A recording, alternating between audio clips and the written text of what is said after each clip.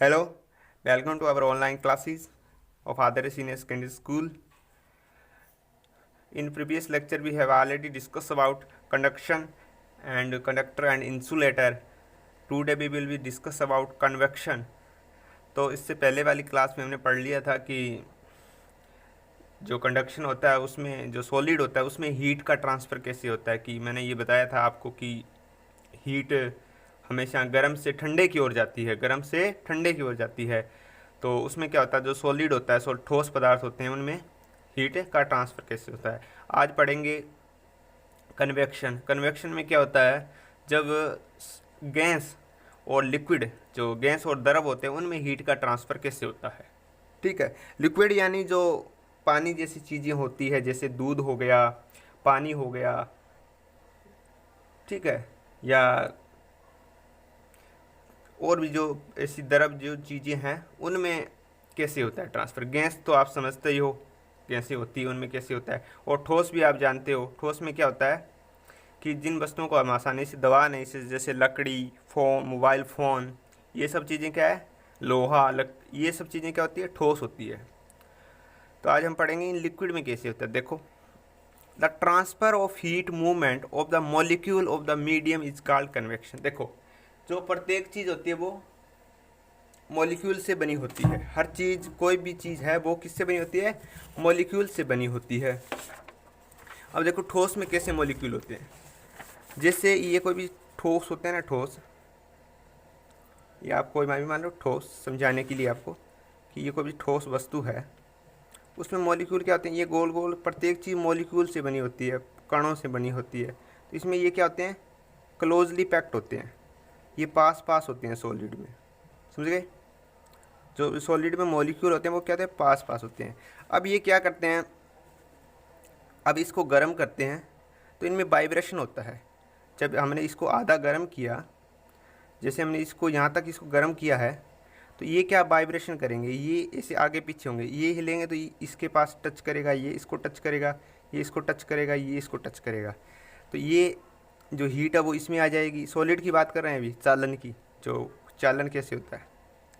तो ये हीट इसमें आ जाएगी, हीट इसमें, फिर ये इसको आगे वाले को गर्म करेगा, आगे वाले को गर्म करेगा, आगे वाले को गर्म करेगा। तो इसी प्रकार से क्या हो जाता है, जो पूरी एक रोड होती है हमारे पास, वो आधी गर्म किया तो वो पूरी गर्म हो जाती है। क्यों? क्योंकि ये जो मॉलिक्यूल है वाइब्रेट करते हैं। वाइब्रेट का मतलब होता है आगे पीछे मूव करते हैं, आगे पीछे आगे पीछे। पर जो लिक्विड होता है उसमें ये मॉलिक्यूल क्या होते हैं, दूर दूर होते हैं। तो ये गति कर सकते हैं, एक स्थान से दूसरे स्थान पर चल सकते हैं। और जो गैस होती है उसमें जो मॉलिक्यूल बहुत दूर दूर होते हैं, ठीक है। तो ये गति नहीं कर, ये इसमें भी ये आसानी से जा सकते हैं, ठीक है। तो इसमें जो हीट का ट्रांसफ़र होता है वो किसके कारण होता है, वाइब्रेशन के कारण होता है, ठीक है। वाइब्रेशन का मतलब होता है कि आगे पीछे चलना को वाइब्रेशन कहते हैं। और इसमें अलग तरह, ये जो लिक्विड है इसमें अलग तरह से होता है। इसमें क्या होता है, ट्रांसफ़र हो जाते हैं मॉलिक्यूल, मतलब एक स्थान से दूसरे स्थान पर चले जाते हैं ये।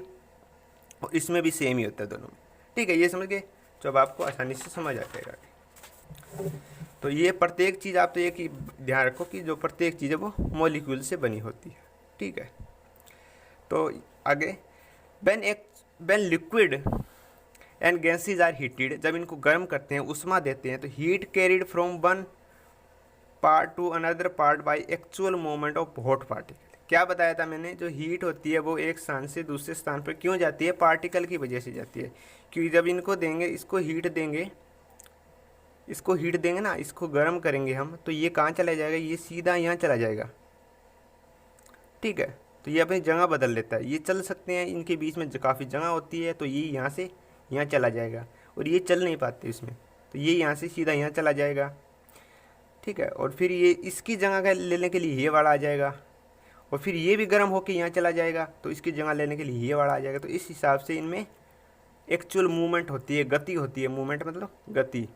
इसमें क्या होती है, गति होती है, जिससे ये एक स्थान से दूसरे स्थान पर आ जाते हैं।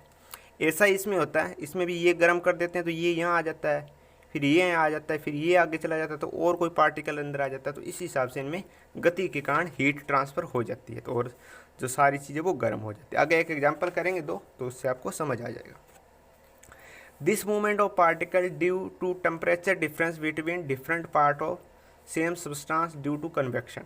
तो ये जो मूवमेंट होती है, इनकी गति होती है, ये टेम्परेचर में अंतर के कारण होती है। जब दो जो पार्टिकल है उनमें जो टेम्परेचर का अंतर आ जाता है, डिफरेंस आ जाता है, तो उसकी वजह से होता है। मैंने बताया था ना कि हीट हमेशा गर्म से ठंडे की ओर जाती है, तो जो गर्म पार्टिकल है वो आगे चला जाता है, उसके जो ठंडा पार्टिकल है उसकी जगह आ जाता है। तो दो पार्टिकल होते हैं ना, एक ठंडा होता है एक गर्म होता है, दोनों में अंतर हो गया, एक ठंडा एक गर्म है, तो इसकी वजह से हीट ट्रांसफ़र होती है।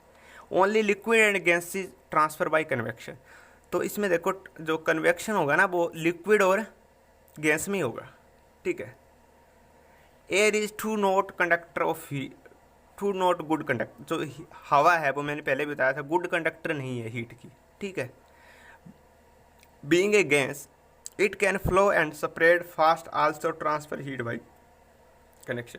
पर जो गैसेज होती है, अलग अलग तरह की गैसेज, वो हीट ट्रांसफ़र कर देती है। देखो सॉलिड में क्यों नहीं होता, अभी बताया था। Solid can not move heat by convection. संवहन द्वारा ठोस में ऊर्जा का स्थानांतरण नहीं होता, क्योंकि in solid constitute particle can not leave their position. क्योंकि वो अपनी पोजीशन नहीं छोड़ सकते, हिलडुल नहीं सकते ना, पास होते हैं तो हिलडुल नहीं सकते, इसके वजह से इनमें नहीं होता। देखो आपको ये एक्टिविटी एक बताते हैं। जैसे आप घर में पानी गर्म करते हो, पानी गर्म करने पे क्या होता है, जैसे आपने ये कोई बर्तन लिया है, नीचे उसको आपने हीट करना शुरू किया, और यहाँ पे हमने क्या डाल रखा है, इसमें पानी डाल रखा है, ठीक है। तो जैसे जैसे गर्म करेंगे तो सबसे पहले कौन सा गर्म होगा, नीचे वाला भाग ही गर्म होगा, ये वाला। तो यहाँ के जो पार्टिकल है वो गर्म हो जाएंगे सारे, ठीक है। तो यहाँ के पार्टिकल गर्म होने पर चीज़ एक तो हल्की हो जाती है, और हल्की चीज़ हमेशा ऊपर ही उठती है। तो ये गर्म करने पर क्या होंगे, ऊपर उठेंगे, ऊपर आ जाएंगे। यहाँ से सारे पार्टिकल क्या होगा, ऊपर आ जाएंगे। और फिर ये पार्टिकल तो ऊपर चले गए, पर ये पार्टिकल तो यहाँ से चले गए, इन्होंने अपनी जगह छोड़ दी, और इनकी जगह लेने के लिए ऊपर से जो ठंडा पानी होता है उसका पार्टिकल नीचे आ जाते हैं।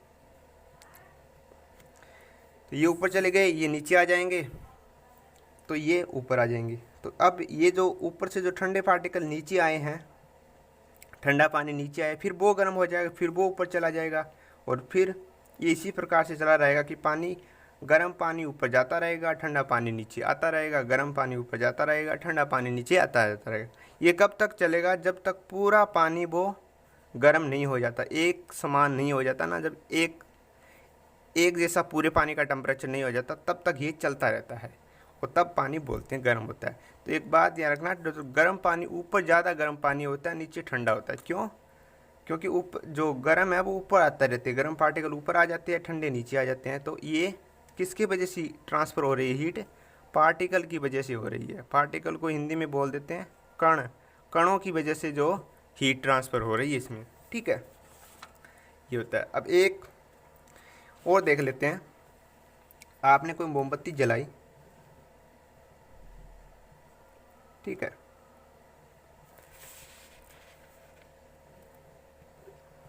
तो कोई भी मोमबत्ती है, उसको आपने जलाया, तो एक हाथ तो आप इसके ऊपर रखना, और एक आप हाथ यहाँ रखना, ज़्यादा ऊपर मत रखना कहीं जल जाए।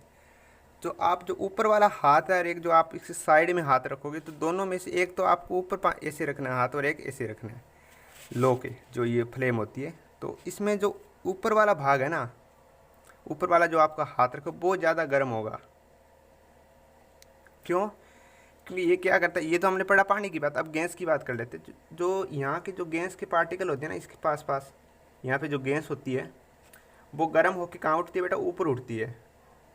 जो गर्म हवा कहाँ उठेगी, ऊपर उठेगी। तो गर्म हवा ऊपर उठेगी और हमारे हाथ से टकराएगी, तो हमारे ऊपर वाले हाथ को गर्म कर देगी, और ये वाला हाथ गर्म तो होगा हमारा, पर कम गर्म होगा।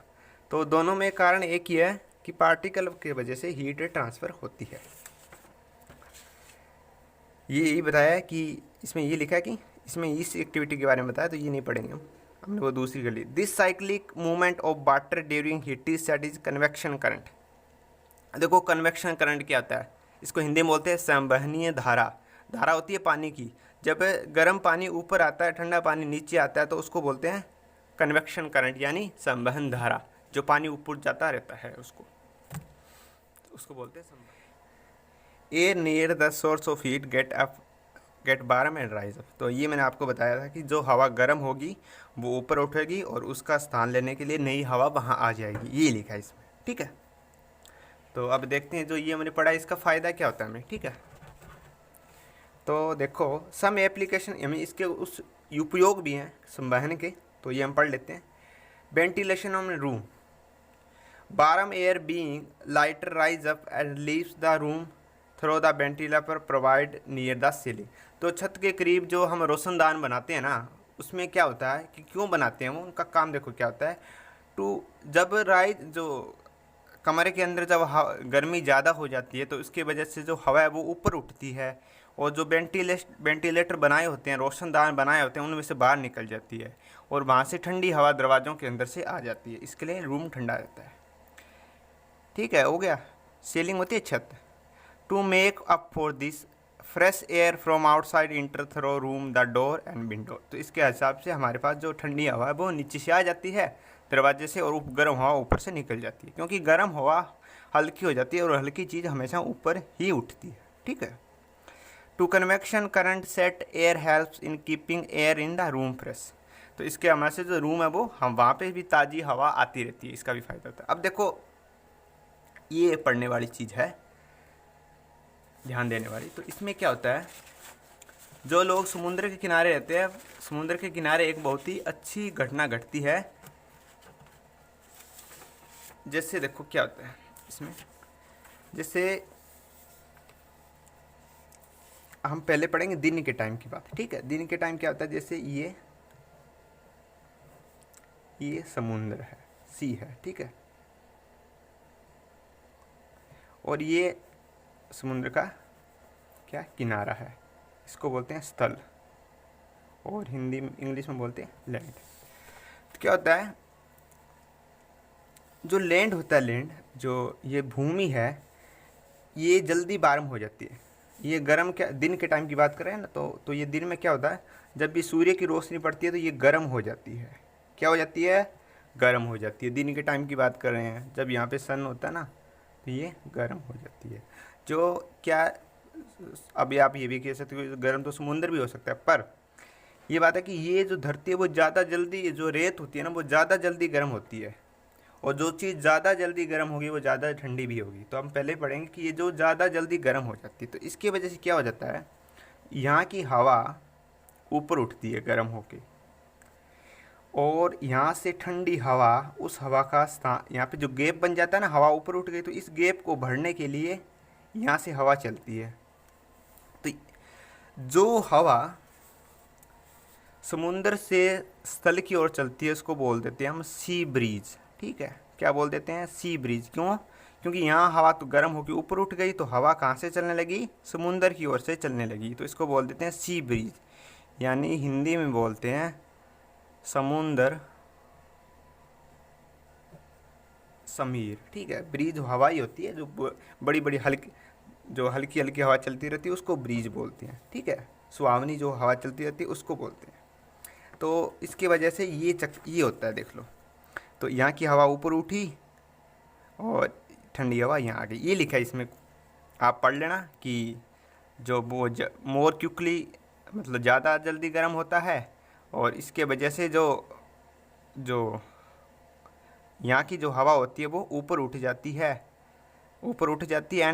और इस हवा का स्थान लेने के लिए कूलर एयर जो समुंदर की ओर से धरती की तरफ चलती है, जो इसकी तरफ चलती है towards the land, and this convection current from see the land is called sea breeze.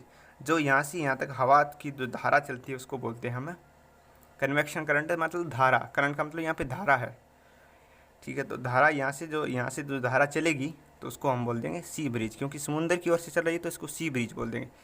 देखो अब रात में ये सिस्टम उल्टा हो जाता है पूरा, जो चीज़ ज़्यादा जल्दी गर्म होगी वो ज़्यादा ठंडी भी होगी। तो इसकी वजह से क्या होगा, जो भाग है धरती वाला भाग, और ये जो ये समुद्र वाला भाग थोड़ा गर्म रहेगा,